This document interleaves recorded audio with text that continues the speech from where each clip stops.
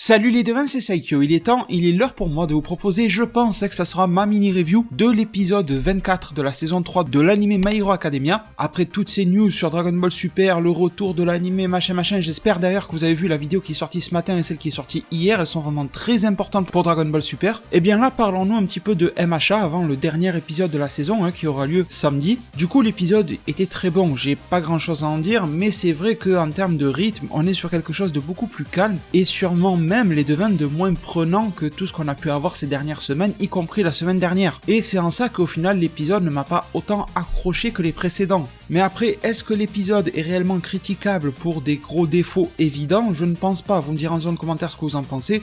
Je pense que voilà, cet épisode-là a repris parfaitement les éléments du manga, les a sublimés comme il sait le faire, et puis voilà. Du coup, j'ai remarqué que sur internet et les réseaux sociaux, etc., ça parle beaucoup de la deuxième moitié. Là où ils introduisent 3 nouveaux personnages, les 3 plus forts machin, ce qui est très intéressant, attention, mais sincèrement les devins, moi ce qui m'a le plus, qui m'a vraiment accroché le plus dans cet épisode-là, c'était sa première partie. Avec l'histoire de fond de Twice, avec la mise en place de la nouvelle ligue, enfin des nouvelles ligues des super vilains, avec un fond de menace de Shigaraki, avec Endeavor, avec la remise en question des super-héros et des super vilains, le nouveau rapport entre les deux, la déstructuration du côté des super vilains, mais qui d'une certaine manière lui donne plus de force parce qu'elle devient plus imprévisible, et de l'autre côté les super-héros qui essayent de s'unir un peu plus qu'avant. J'ai beaucoup aimé le fait que tout ça nous a montré concrètement, la manière dont a été mise en place le personnage de Twice. Je sais pas s'ils ont dit son vrai nom dans cet épisode-là, mais en gros il s'appelle Jin.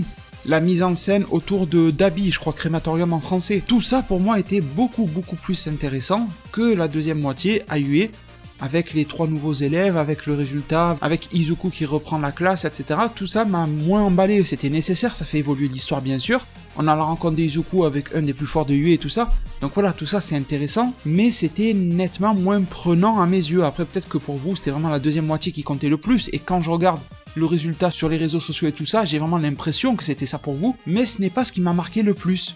Du coup, ce que j'ai vraiment aimé les devins dans la première partie, c'est, forcément, je viens de le dire, Twice. Quelle évolution dans la présentation. Ça dure combien la présentation de ce personnage-là? Peut-être 7 minutes, j'ai pas compté, sincèrement, mais peut-être que dans l'épisode, ça en prend 7 minutes, un truc comme ça. Tu le vois déambuler dans la rue, double personnalité, tu sais pas trop qui c'est, bon, sauf si t'as lu le manga.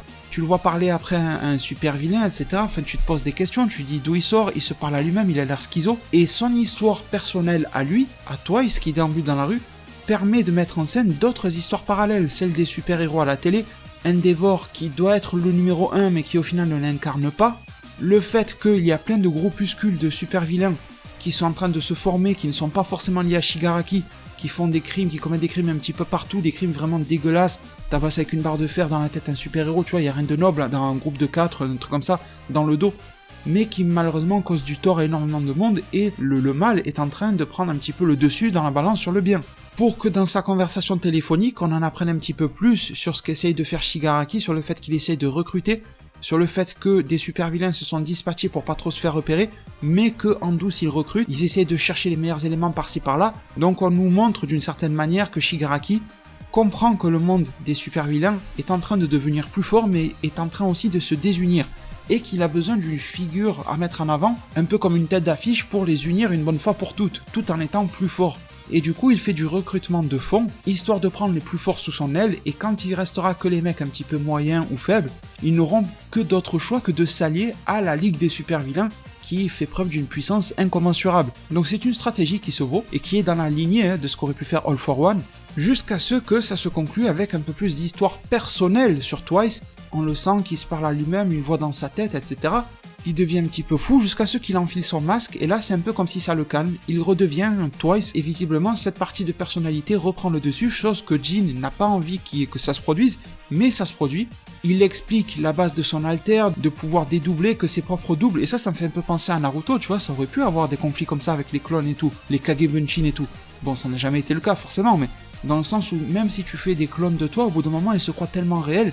Ça me fait penser aussi à l'arc Naruto Gaiden dans Boruto, tu vois, c'était aussi le même principe avec les clones et tout ça. Au bout d'un moment, ils ont fini par tuer leur maître. Et bien là, c'est pareil, ils se demandaient lequel, tu vois.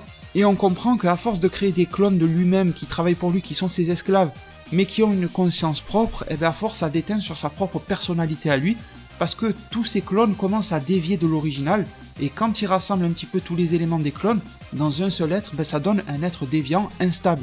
Et ça c'est cool parce que dans la série My Hero Academia, on nous montre très peu les dérives d'un alter, on nous montre très peu les points négatifs qu'il peut y avoir, on nous montre toujours ça comme quelque chose de cool, comme quelque chose de super utile, ou dans le pire des cas, comme Mineta on va dire, d'un bonus agréable. Tu vois ce que je veux dire? On nous montre jamais ça comme un gros désavantage. On nous a jamais dit, jusqu'à présent, dans l'anime, on nous a pas montré, genre, Shoto, qui a brûlé sa maison sans faire exprès parce que c'était trop chaud. On nous a pas montré Bakugo qui, sans faire exprès, a fait exploser un magasin. Non, on nous a jamais montré ça. Ou Ochako qui serre la main à quelqu'un et d'un coup le fait voler parce que, voilà, il perd en gravité, mais elle s'est pas rendu compte. Non, il n'y a jamais eu tout ça. Et bien là, c'est le cas, perte de contrôle, ou en tout cas, l'alter qui dépasse la personne qui le maîtrise. Et ça, je trouve vachement intéressant, vraiment, les devins.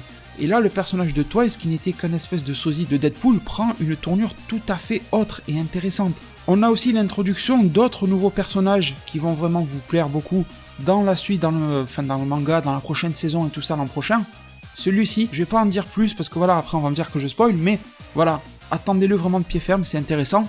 Et au final, les devins, on en arrive sur la deuxième moitié, en fait, de l'épisode, là où je l'ai trouvée moins intéressante. Alors, elle est intéressante parce qu'elle prépare beaucoup de choses pour l'avenir. Les éléments qui sont posés dans la deuxième moitié d'épisode seront repris, bien sûr, dans le manga, dans la prochaine saison et tout. Et même pour le prochain épisode, le dernier de la saison qui s'appelle Invincible, je crois, on va avoir quelque chose d'assez, voilà, visuellement fort. Mais là, dans cet épisode en lui-même, parce que je sais qu'il y a beaucoup de hype sur le Grand 3 par rapport à ce qu'ils vont donner plus tard. Mais moi, ce que je veux vous dire, le Grand 3 dans l'épisode 24, bof, tu vois ce que je veux dire, c'était juste de l'introduction de personnage, de la présentation. J'ai pas de quoi m'emballer comme ça. C'est parce qu'on sait déjà ce qu'ils vont faire qu'on est hypé, mais c'est voilà, c'est pas parce que ce qu'ils ont fait dans l'épisode 24 qui nous hype. Donc en fait, qu'est-ce qu'on nous raconte? On nous raconte tout simplement que Izuku reprend les cours, que Bakugo pas encore tout de suite, que le proviseur fait un discours il dit qu'il va y avoir un espèce de nouveau stage, de nouvel apprentissage, un peu facultatif, ça sera précisé par Aizawa par la suite. On voit un flashback intéressant sur la discussion entre All Might et le proviseur lui disant que en rejoignant Yue, il y avait un plan de trouver un successeur. Sauf que All Might, le successeur, l'a déjà trouvé en Izuku. Mais on va dire qu'il y a un successeur un petit peu tout prédestiné qui est déjà dans l'école de Yue, qui s'affiche comme étant le meilleur, et voilà, remplaçant All Might le meilleur, qui a une posture similaire, qui a une chevelure et un air de visage, tu vois. Il a tout, on a l'impression d'avoir une espèce de All Might version Wish ou AliExpress, tu vois. On dirait qu'il a été refait histoire de perpétuer l'histoire. Sauf que l'anime nous a montré il y a quelques épisodes en arrière que le système est en train de changer, qu'on ne se repose plus sur une seule figure symbole de la paix. Peut-être que Izuku le deviendra plus tard, mais ce modèle est révolu. Nous en sommes sur une unité de plusieurs super-héros, et peut-être que le proviseur, malgré tout son QI super élevé, fait l'erreur de penser qu'on peut perpétuer éternellement en fait ce système-là. Il faut une figure forte, mais pas une figure unique. C'est ça le message, je pense, de la série. Et bon, on évolue jusqu'à ce que ces gars-là nous soient présentés. Bien sûr, d'ailleurs, on a eu l'introduction de celui qui est prédestiné, on va dire, par le proviseur comme étant le remplaçant de All Might, avec Izuku. C'est normal qu'il y ait une espèce de rivalité entre ces deux-là. Les deux autres ne sont pas sans reste, je vous le garantis, les deux ils sont super intéressants aussi. C'est vrai qu'on met beaucoup la lumière sur lui, mais les deux autres sont vachement intéressants. Pour une promesse d'un épisode final plutôt explosif, dont le titre sera Invincible, je pense que ça vous met un petit peu sur la piste de ce que représente ce Grand 3.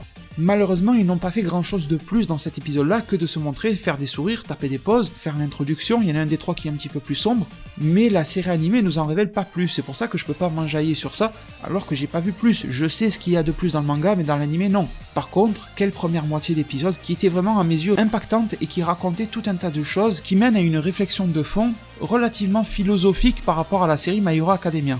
Du coup les devins, c'est ici que s'achève cette review de l'épisode 24 de la saison 3 de My Hero Academia. Je vous remercie tous énormément, infiniment pour tout votre soutien, les pouces bleus, rapide, gratuit et facile. Merci beaucoup. Prenez tous super bien soin de votre futur et à plus pour de prochains arts divinatoires.